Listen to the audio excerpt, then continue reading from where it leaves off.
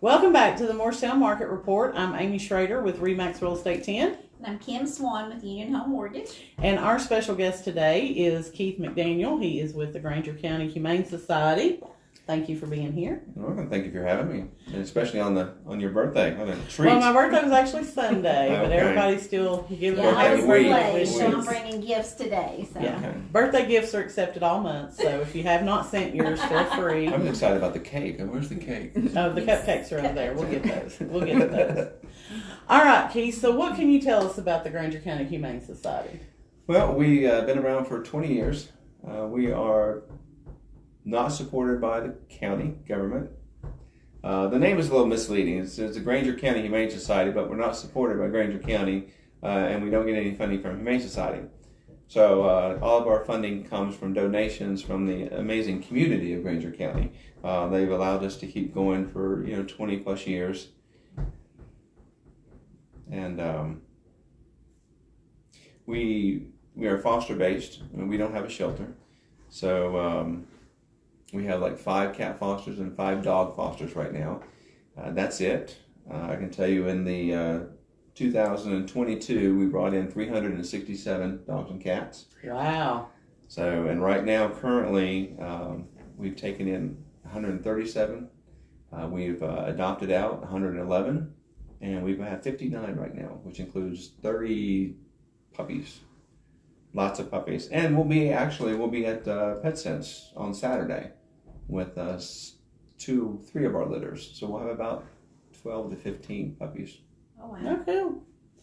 So as a non-government funded shelter, what are some of the unique challenges that you all face in terms of resources and funding, and how do you overcome them? Well, we have a fantastic media person. So anytime, like we got a dog in yesterday that is matted, very heavily matted, had sores on its leg, and unfortunately flies had laid eggs in there, so it had maggots. It's being treated right now at Greenville Animal Hospital. They've shaved it down and cleaned it out, getting a physical today, getting heartworm tested. So what we'll do is we'll do a Facebook media plea for help. And again, our Facebook warriors come through every time. They're amazing, and Marcia does a fantastic job with our Facebook page. Last year we had about $10,000 to $15,000 in medical, because we don't euthanize just to euthanize. I guess that's the difference in having a shelter where you have overpopulation. We are foster based, so we've had one foster that's had 3 puppies for a year now. They're just really big puppies and hard to find a home for. So if we have one that has heartworms, that's about a $600 treatment. We have ones with hurt legs. We've had one with a hip dysplasia that's had reworked. That was a good $2,000 bill, I think.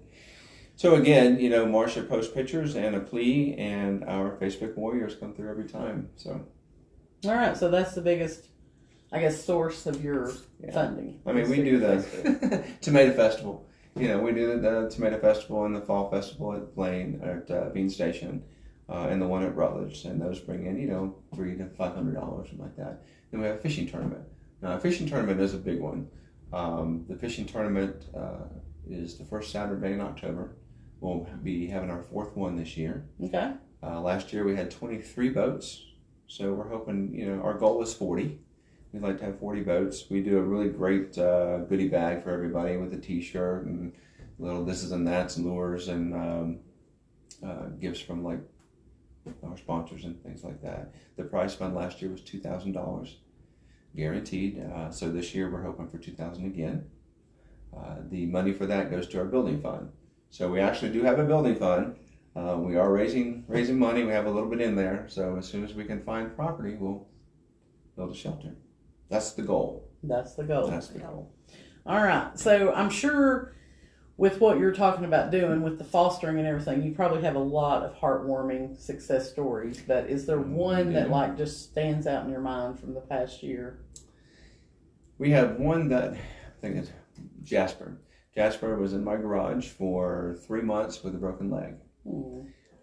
It took him a long time to rehab that leg, but he has now been adopted in a fantastic home. We get updates periodically from him. They use the vet that we use here in Morristown, Dr. Andrew at the Animal Hospital. And they tell us all the time, oh yeah, Jasper was in, and so that's a good story. We've had a situation where we had 6 Chihuahuas that the people were evicted or moved to Morristown, and they would go back once every few weeks and throw food. And so we heard about that, and we ended up taking those Chihuahuas, fighting them all homes.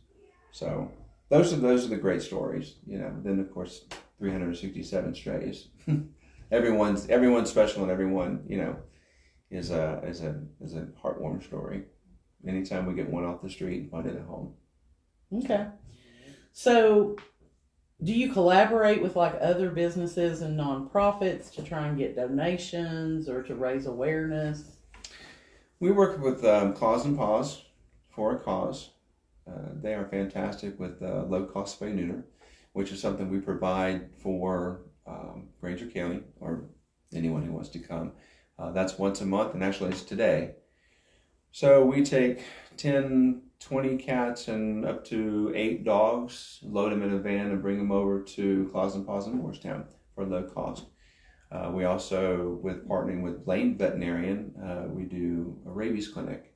So that's a free service for Granger County. We partner with UT. They do low cost spay neuter for us, 2 clinics a month, one at the actual UT itself and one in a mobile unit. So you do get support. Oh from yeah, some other... Clayton Homes is fantastic. We have a foster home that we inherited a foster home in Morrisburg from a fantastic lady, Carmen, who did her own rescue for a long time, and Clayton Homes went in and put in a new kitchen for us. Oh, and wow. So Clayton Homes has been fantastic. Then the Kennel Club in Blaine, he's great. Delbert has been great helping us out. He helped us with our prize fund for the fishing tournament last year. I feel like I need to plug everyone who's ever helped us. So not only everybody else. You don't have to plug everybody. We're just trying to, I guess, to raise awareness on the opportunities that are there and things that people can help you with. Absolutely.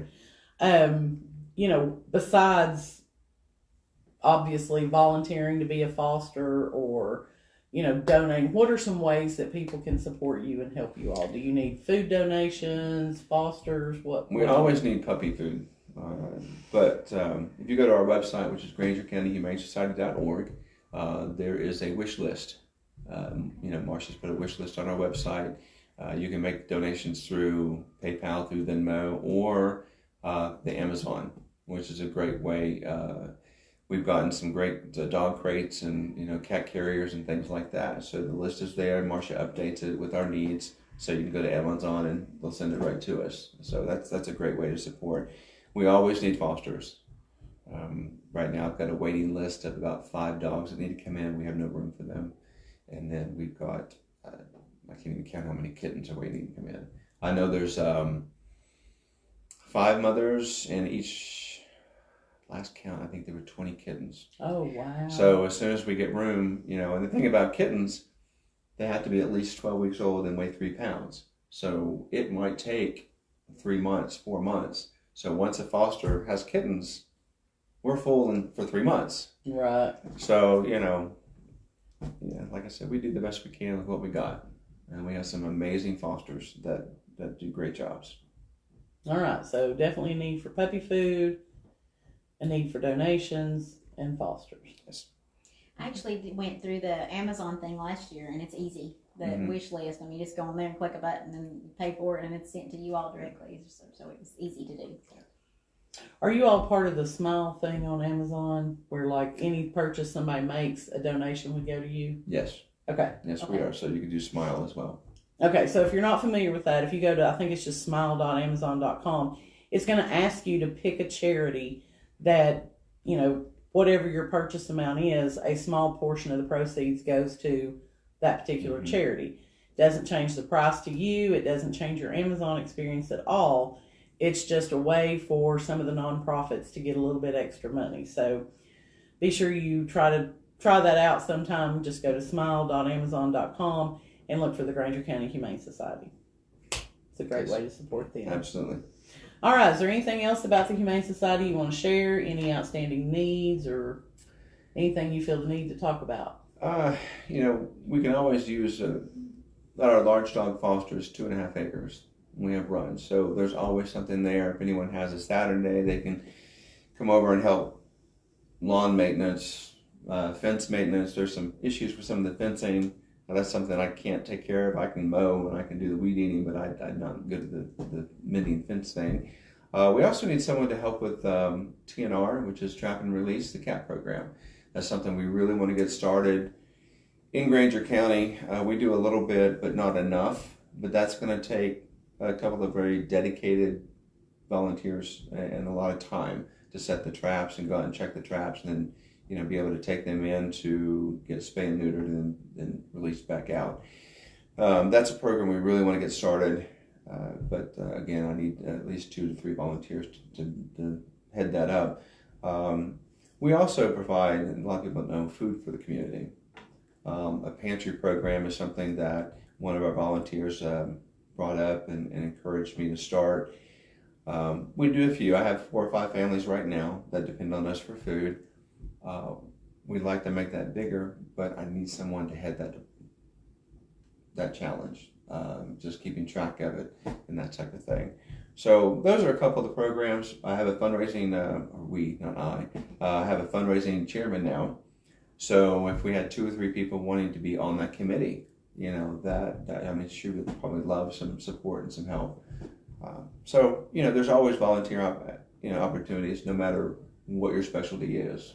So good that's deal. the biggest need. All right, so be sure to go to their website, GrangerCountyHumaneSociety.org, and check out their wish list. And if you can volunteer to help them out, we encourage you to do so. Now, we're going to ask you a question that we ask everybody that comes on here. So this is one you might not have prepped for, but the question is, if you could go back in time and give your 20-year-old self one piece of advice, what would that be?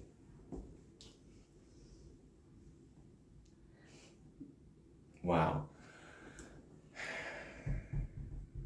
feel like I'm on like RuPaul. This is your 3-year-old self.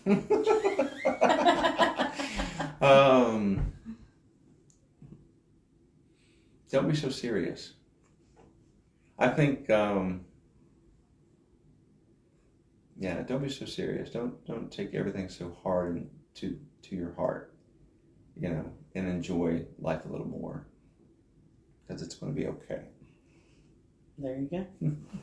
I think we realize that when we get older, we stressed over a lot of things that we probably didn't need to stress about in the first place, but it is what it is. Enjoy today, because you can't change tomorrow, right? Exactly. All right. Well, Kim and I are going to do our market report update, Okay. so we're going to let you get back to your puppies and kittens. All right. Thank you very much. Thank you. All right. Thank you. Have a good day. Thanks. Thank you. Appreciate you coming on. Thanks for having me. You're very welcome. All right, Kim. So the big question is, where are we at on mortgage rates? Still probably upper 60s on a 30-year. So Okay. THDA went to 5.75. It was 5.5, so it's went up a little bit. So All right. So I'm going to ask you to rub on your magic 8 ball here. Since they came to a resolution on the debt ceiling, I have heard that more than likely the Fed will now increase rates again in order to combat the fact that we're going to have to print more money because we raised the debt ceiling. exactly. So have you heard that? What are your thoughts I on have that? heard that. I think they're saying it might be July, August, but I've heard that it will raise at least a couple times. Probably more. Again, that's the Fed rate.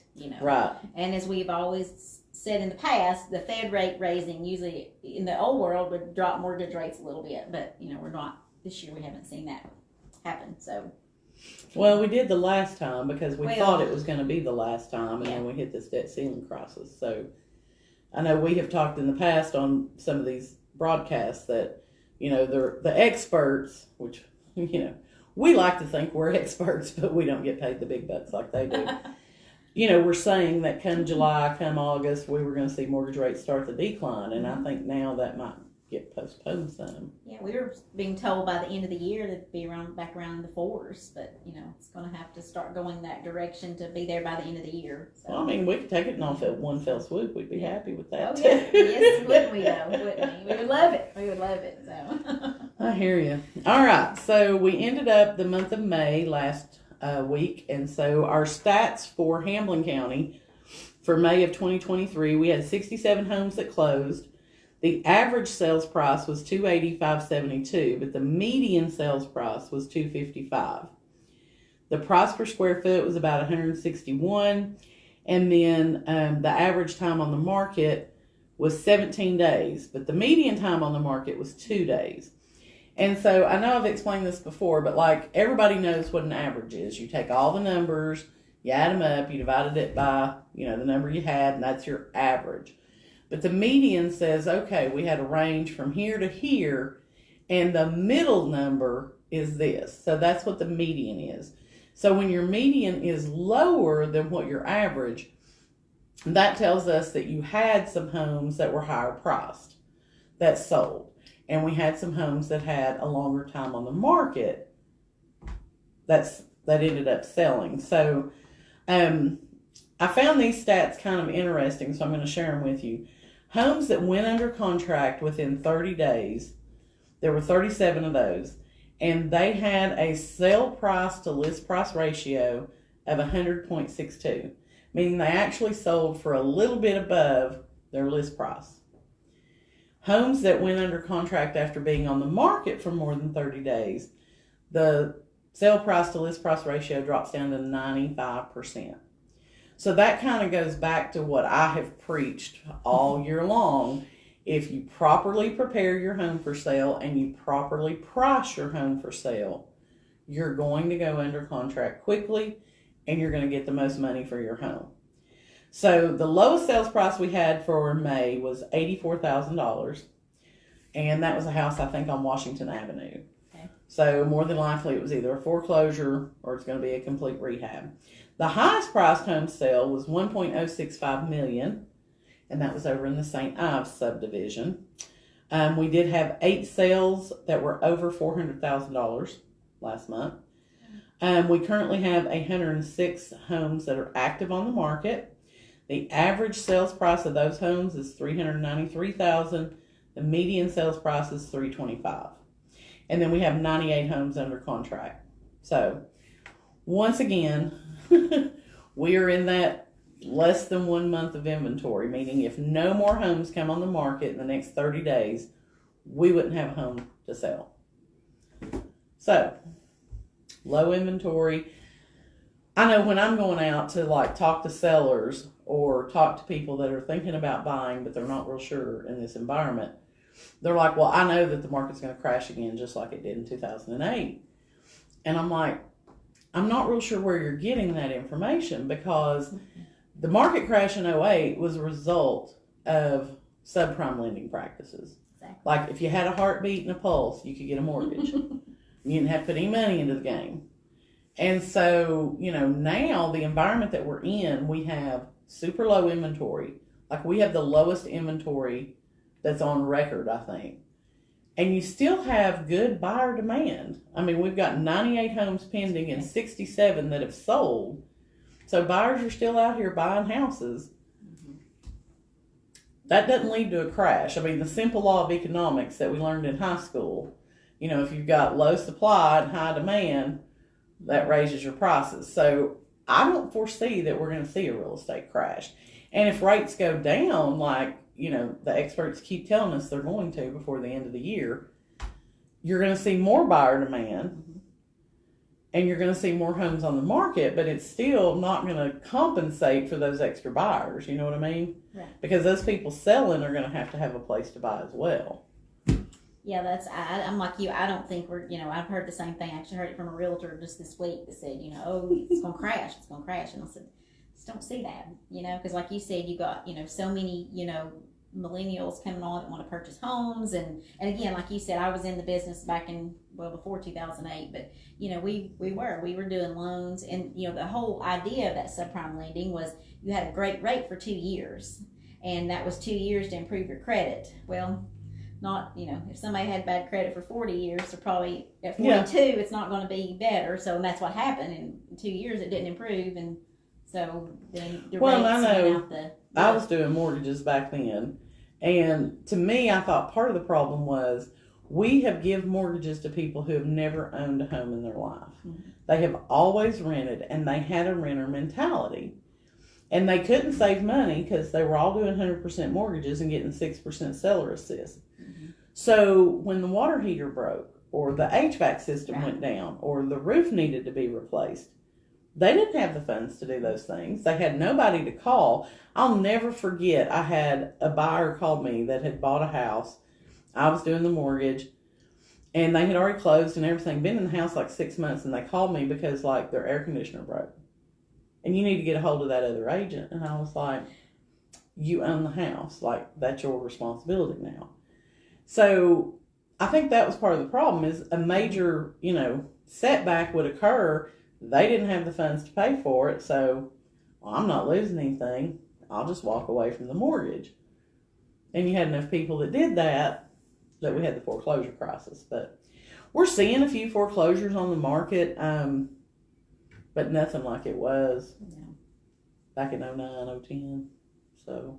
Well, and I even think back then, I was doing mortgages through a bank, and, they were doing second mortgages and home equity lines up to 125% of the value. Mm-hmm. So, again, then values start dropping, then you owe 150% of the value, Yeah, and short sales were a huge thing. Huge, yes.